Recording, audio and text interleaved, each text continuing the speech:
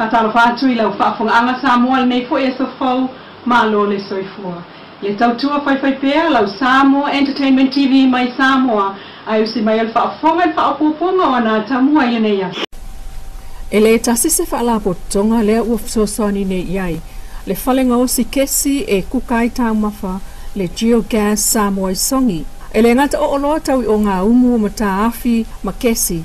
Ai o le ofofua atu fo I lea, mo le atina ina o tūpulanga I le tunu. E pe ona sauno le sunga sa Yuli Ian Black, o le Commodore, o le kalapu o waawhaila I mulinuu. Ia lato sapalai kesi o lo mawafua atu lea, I le geogas Samoa. O lo whaatino ia lato whaasa ili ngā tupe, pe o barbecue, a wale atina ina, o onga mō ta alonga waawhaila. O le au nanga a le geogas, ua so ai upolu masawai, o lo kiliva iai fale oloa, o lo o lato whapa anga e ala I le whaata wailea o le geogas, o le o ngā umu, o le mataafi, o le overlola whaapitoa, mo le saonga le muma se e vai boots. Peita elo o whaawau lava lana se 10% e to ese mai le tau o lau whaungesi pe autu le geogas Samoa I mulnu, ma whale o loa I tua. Le geogas Samoa lea ua savali le tolu se 10 tausanga o lana tautua, ma whaafta iai e le sunga ia saunoa malii, fina finau sione ya na paanga mala ufai pi sinisi ile lango sua ai la ufai ngā renga I tu sole tolu se fulu fa apea le atunu mai ya fa amna tu mai le lato telefone le luata silua fa malu le geogas Samoa I songi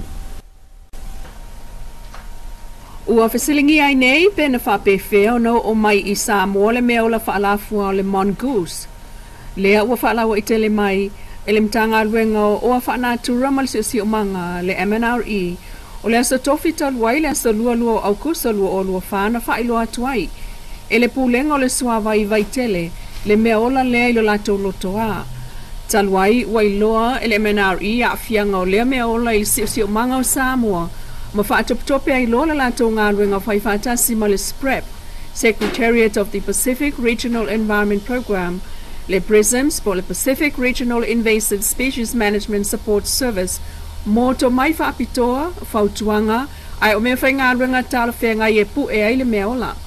Ma maua lava I le fiafia le aso lava lea e maa salomia po o se mea ola whawhine ai olo o whaia I eisa I linga. O a whianga o le nei mea ola I le atunuu e lato te aia mea ola ma manu e tu ufua ma tata ai lunga o le palpala. O nā mea ola e au fiai le ngata o pili o mo o maisi mea ola whetolofi ai o fua o moa o vea o tuli ma fua o lau mei. Mai ua whaawawa I pea o na sa ili po o iai se isi mongoose. Ma whaia sa ili ilinga pena whaape whea o na whaawala mai I Samoa lea mea ola whaalafua. O le mea ola lea e umilo na tino pupu o na vai, umi I lumalo na ngutu e ma ai wha umi I tua lo na siu lanu efu. Whaaftai al mtanga ruenga si o manga le pulenga le suawai I le vavelongo atu o lea wha le tonu peita utao sanga ina fo I le tunu I le vaya ayo vaitele e li potiana I le ono fitu lua o pe ava ia seisi mea ola o le tu ainga mo le puipuinga o le si o manga Inisi o tala to e tasil tau sanga mamasi na e valu o lo totoyol no fo inga mua alfa inga malo le fast Whaatua I le atua Samoa ua tasi peitai. Ua whaasolo madie mai lava ana fuafua ngā alu mamau, mo le atina eina o Samoa o se vaenga o lana anavatau. E pe ona moli mawina ai le tulafono whai ngā palota, ma ona teuteunga, ilo la tau fo I la sanga ua o iai.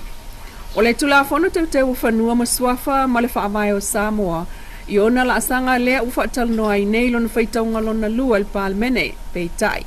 Ua amata ai fo I fuafuanga mo se motanga se ngā se tele mo se vai e pe ona ta ole minister tanga ruenga le soifua maloloina le fionga balasi tonga manga tafito le Samoa Observer le solonga le lei le fa moe mo le fale mai sa le longa mai ua ai fo I pa anga o lo mana na o mai I le nati na e Samoa ta ole pepa o le no fuanga na ulua I fuafua mo le fale mai e le tal whengai ona I susu malalata I le sami mai ua whaamawina ai nei le malo le lua se fulu eka I lau whanua lata il maketi fau o iei nei.